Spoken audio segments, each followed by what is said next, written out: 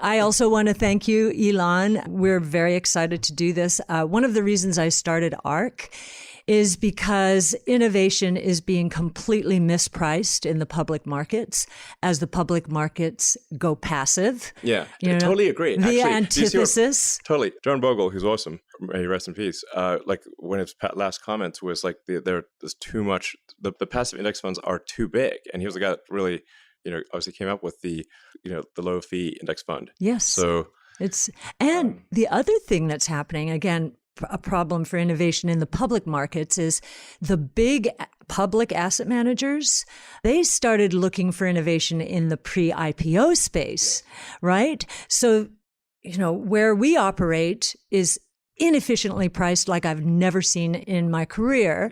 Most people looking at our portfolios would not agree because our PE ratios this year, next year look very high.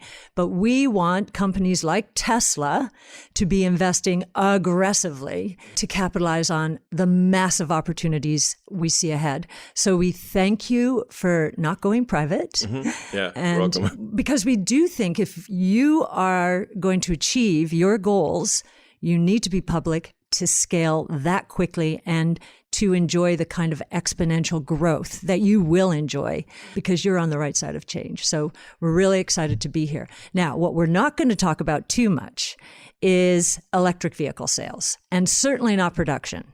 Right. Because we believe, and just want to get your high level reaction to this, based on, and this is based on Sam Corris's battery work, cost decline, some of the amazing things you're doing with battery pack systems, new chemistries and so forth. The cost declines, if we were relying on that analysis alone, we would see EV sales, given the price elasticity of demand, increase from 1.3 million last year to 26 million in 2023. So in 5 years. So that's a 20-fold increase if the battery capacity were there and production capacity. What do you think about that? That would be the high level assumption, top down. Sounds about right. Wow. So that's about a third of total global sales at that time. I mean, you might be off by a year or two, but not by much. That's huge. Now, for our bottom-up modeling, we're very conservative. So the range that we are out there in terms of our bear bull range, 700 to 4,000, that is based on Tesla selling 1.6 million units in that year, which, given our top-down analysis and given how far you are ahead of any other auto manufacturer and any other technology company, that 1.6 million is increasingly looking way too conservative if you can scale to take the proper amount of share, or the share you should take given how advanced you are. So maybe you could give us some of your thoughts there. Yeah, I want to emphasize that if I give estimates, there's a lot of guesswork here. Oh. And especially on an exponential curve, a year or two difference is enormous. Obviously, Tesla, we got a lot of criticism for the number of cars we delivered in 2017. Because if you say like the area under the curve of production in 2017 was quite small because it was the beginning of an exponential ramp. But then once that got going, the area under the curve was enormous. And that's why people were so shocked. I kept trying to say this, but people don't understand, I guess, what an exponential means. Or they don't. They're all linear thinkers. Yes, exactly. So like last year, we basically doubled our global fleet. Cumulatively, we made and delivered more, about as many cars as we had made in our entire history. I know. Right, exactly. Crazy. You guys know, but I'm just crazy. For the audience out there. Most people thought it was impossible. Yes. And if you do a linear extrapolation, it certainly would be. But when making estimates against an exponential, small changes in the calendar breakpoint have enormous percentage differences. The time difference is small, but the percentage difference is enormous. Now, I'm saying things that you guys know, but this is for the broader audience out there. Yes, no, we want this. Yes, we want people to understand this. Right. Like getting to 5,000 cars peak production per week was offset by approximately 6 months from my initial estimate last year. So I thought we'd be there end of 2017. It took us 6 months longer. In the grand scheme of things, 6 months delay for a massive new program is not much.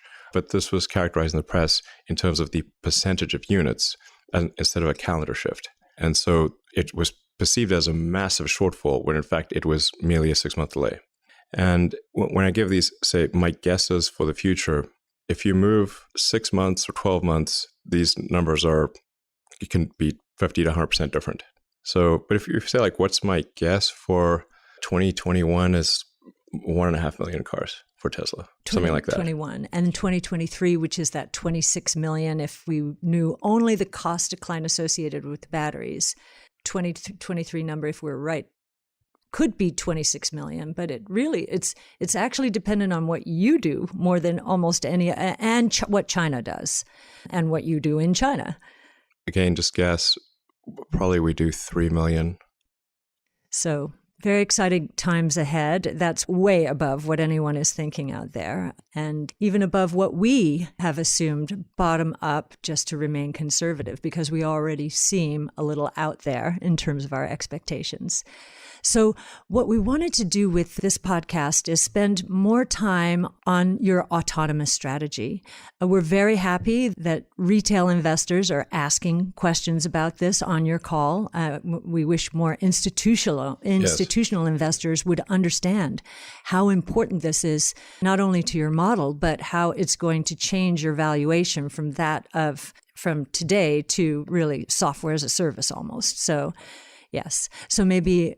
Sorry, did you? Yeah, no, absolutely. We can sort of think of our cars maybe long term as being effectively carriers for the autonomy software.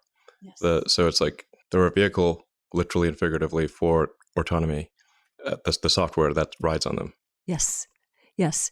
So Tasha has been doing a lot of our work on autonomous taxi networks. We've been working on these models for 5 years, and it's extended into autonomous truck platoons, into parcel drones and passenger drones. So we're very focused on this and would love to explore it a little bit more with you in terms of what you're doing. Tasha? Yeah. So my first question is, Tesla wasn't always pursuing fully autonomous driving. If you look back in 2013, there's a couple quotes from you saying, that last 10% is incredibly hard and you need to keep a human in the loop. What's changed your mind?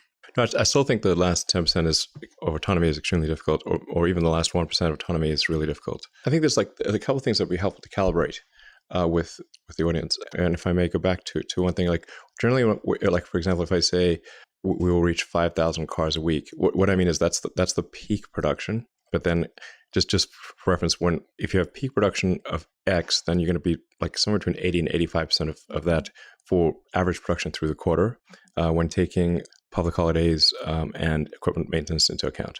Then also in defining autonomy or full self-driving, I think we will be feature complete full self-driving this year, meaning the car will be able to find you in a parking lot, pick you up, take you all the way to your destination without an intervention this year. I would say that I'm certain of that. That is not a question mark. However, people sometimes will extrapolate that to mean now it works with 100% certainty, requiring no observation perfectly. This is not the case. Once it is feature complete, then you're sort of kind of the march of nines. Like, how many nines of reliability do you want it to be? And then when do regulators agree that it is that reliable? So there's feature complete for full self-driving this year with certainty. This is something that we control, and I manage autopilot engineering directly every week in detail. So I'm certain of this. Then when will regulators allow us even to have these features turned on with human oversight? That's a variable which we have limited control over. Then it's when will regulators agree that these things can be done without human oversight? That is another level beyond that. So these are externalities we don't quite control. And the conservatism of regulators varies a lot from one jurisdiction to another. My guess as to when we would think it's safe for somebody to essentially fall asleep and wake up at the destination, probably towards the end of next year. That's when I would think it's most likely it will be safe enough for that. I don't know when regulators will agree. Do you think they'll agree in China first? Could you imagine that happening? China really wants to leapfrog the rest of the world. And as you've said, the mayors of cities and presumably the regulators are tech savvy because that's what's going to get them there. And we've generally found the regulators in China to be very thoughtful, quite smart. Yeah, I've really found them to be very good. We've also found the US at a federal level to be very good as well. California can be a little overzealous, but US federal, China federal is good. Europe is a little conservative in this regard. Yeah, we've heard sort of similar things about Europe, that the environment's moving a little bit slower there. Interesting. So, I mean, this is an amazing technological feat. What gives you the confidence that this is a solvable problem? And then why should Tesla be the one to solve this?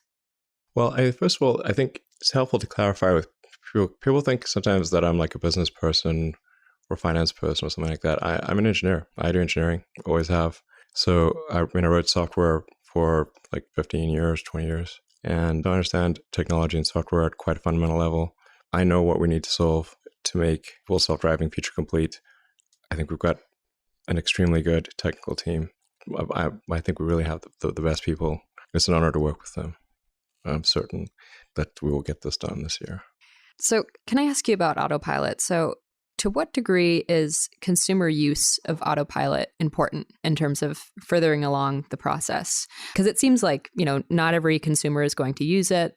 It might vary person to person. Should you sort of incentivize people to use it, maybe auto-initiate? Is that even possible? Here, I think we're talking about quality of the data. Is that what you're talking about? The data that you're getting, because you can monitor all the data, but the quality with autopilot is superior, I would imagine. The advantage that we have that I think is very difficult to overcome is that we have just a vast amount of data on interventions. So effectively, the customers are training the system on how to drive. And there are millions of corner cases. They're so obscure and weird, you wouldn't believe it.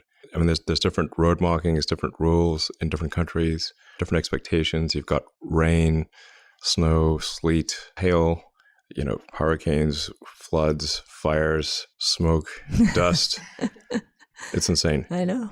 But we've got cars in almost in all those environments. And so every time somebody intervenes, takes over from autopilot, it saves that information and uploads it to our system. We don't know which car it was or what happened. There's no individual attribution for the car. We just know that intervention took place, and then we see what is required to fix that intervention. And we're really starting to get quite good at not even requiring human labeling. Basically, the person, say, drives the intersection. We know then and is thereby training autopilot what to do. Right. Do you think one of the questions we debate a lot when we look at what is happening at Waymo and cruise automation is that it seems as though the artificial intelligence or deep learning or deep reinforcement learning that you're using, is probabilistic. They seem to be more deterministic in their approach because we're just looking at what's going wrong there. Yes. And that's what that suggests. Does that what you... Yeah, essentially, an heuristics approach to this will result in a local maximum of capability. So not a global maximum. I think you really have to apply a sophisticated neural net to achieve a global maximum. And this is why the reliance on LiDAR is unwise. It gets you to a certain point, but no further. And so basically a series of if-then-else statements in LiDAR is not going to solve it. Forget it. You're just game over. You have to solve vision, perception, essentially understanding, and with vision, and then it's solved. You don't need anything else.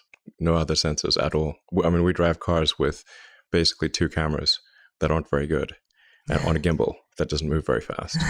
And a professional driver will almost never have an accident. Yeah.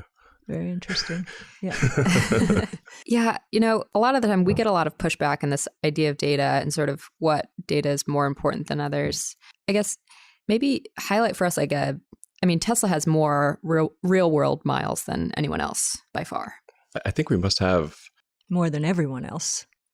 Maybe 100 times more than everyone else. Yeah, you combined. said 5%. I think you said they have altogether 5% of. It's probably closer to 1%. Okay. Yeah. I mean, that's amazing. So there must be sort of events that are specific to Tesla in there that no one else has. I guess, could you sort of talk about some of that uniqueness?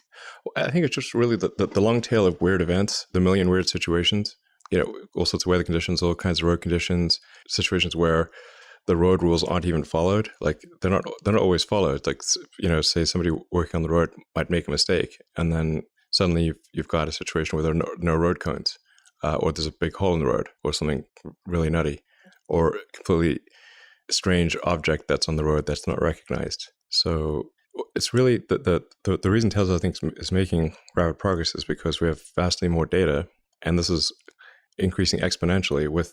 As our fleet is increasing exponentially, our data is increasing exponentially. Then I think we've got, like I said, the best technical team. And although I brought it up before, people don't seem to really be taking note of the fact that the Tesla Autopilot AI computer is about to roll into production. Anyone who's ordered full self-driving will get that will get that for free. It's really, I've said it has maybe it's like a order of magnitude improvement over the NVIDIA system that we have, but it's really more like maybe 2,000%. Yeah, our analyst on AI deep learning spent 9 years at NVIDIA and concluded that you were at least 3 years, just looking initially at the specs, at least 3 years ahead of anybody else out there, any other auto manufacturer. Yeah, and we started the chip program about 3 years ago because it just seems as though we would want to advance making things. If you want to have a complex neural network, you need a combination of software and hardware. And your software needs to be that much better in order to compensate for hardware if the hardware is weaker. If you look sort of like, say, how video games and how they progress, it's a combination of software and hardware. No amount of clever software could produce a video game on old hardware that you have today. It just doesn't matter, So same thing with neural nets. So right now we can process on the order of 100 frames a second, and we really need to do a lot of work in terms of cropping the frames and sort of bending the pixels and not going to full resolution on all cameras and that kind of thing. With the current hardware, we're at full frames, full resolution with the Tesla hardware. All cameras at full resolution, full frames. That's and crazy. It still hasn't tapped out. Yeah. So is the amount of compute processing power that you need for full autonomy fixed? Or would you have to upgrade this every 2 years? How do you think about that? Well, I do think that we can achieve, we can in principle achieve full autonomy with the NVIDIA hardware, but it's a much harder software problem. And like I said, you sort of really have to try to budget your compute and do all sorts of tricks to manage how you use your compute. So it's a harder software problem. With hardware that's 2,000% better, you don't have to do that constant budgeting, and so the software problem is much easier. So I think with the current hardware and a lot of effort, we could get to full self-driving with maybe being like 50 to 100% safer than a person. But with hardware 3, I think it's probably like 1,000% safer than a person. Are you presenting this to the regulators? Do they understand this? Do they want to understand this? I think they understand data. So if we show billions of miles with a given safety level, then they sort of appreciate that. Simply saying like, hey, we've got this really fast computer and everything's going to work. It's like, well, that's just a statement. But if you've got hard data, billions of miles, and you can show the accident rate and the intervention rate, and that essentially it's unsafe if you don't have autopilot on, right? Which I think really it's unequivocal at this point. No matter how you slice the data, it is unequivocal at this point that it's safer to have autopilot on. The data comment you just made, we were very interested that the regulators, after they examined the first fatality, I think it was the data around the first fatality, that they just swung in your favor. I think it was shocking, and I'm surprised more people haven't really taken note of that. Yeah, there is a phenomenon that we noticed that would happen. Essentially, it's like if people just get overconfident with the system, even though we repeatedly warn them, you must pay attention to the road. Like literally every time you use autopilot, it says you must pay attention to the road. You must keep your hands on the wheel. Every single time you use it, it says this. And if you take your hands off the wheel for too long, it will start beeping at you and then slow down and that kind of thing. So anyway, so it's just, but really at this point, there's just flat out no question that it's safer. This, like I would recommend it to anyone. It's just getting better. So yeah. So have you noticed a change in the regulatory environment? Are you feeling sort of more confident than previously, or is this sort of, it's still such an open question that, Tesla's in a really unique position because you have the data to show them. So it almost seems like, you could be having sort of more advanced conversations about sort of proving that safety level. I guess, what are your thoughts? Right now, we're with a few exceptions, we are not being held back by regulators. Is that a U.S. comment or is it global? I mean, there are a few jurisdictions in the world that are more conservative. Right now, it's I would not say that we're held back by regulators in minor ways. Like, for example, like we expect to, I think, get the latest autopilot approval. Navigate on autopilot, I think, is going to get approved in Europe next week or something like that. But these are tiny delays. In the grand scheme of things, it doesn't really matter. Yeah, that's great. And so as you think about sort of this development of autonomous driving and the rollout strategy, Tesla's not taking this other approach that, say, Waymo and others are doing, going city by city. You're going to do a wider rollout. There's still sort of, I don't know if you want to call it geofencing, but there's, it's you start with highways and then you go sort of off highway. And then are you going to go country by country or sort of how are you thinking of this evolving?